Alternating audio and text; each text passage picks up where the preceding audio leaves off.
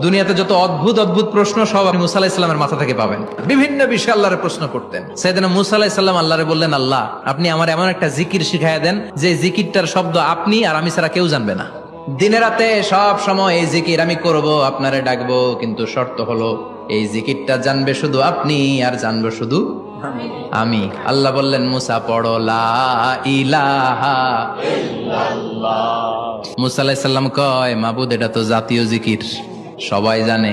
আমি তো চাইছি এক্সেলেন্ট একটা জিকির, কারো কাছে নাই, শুধু আমি জানবো আর আমি পড়বো।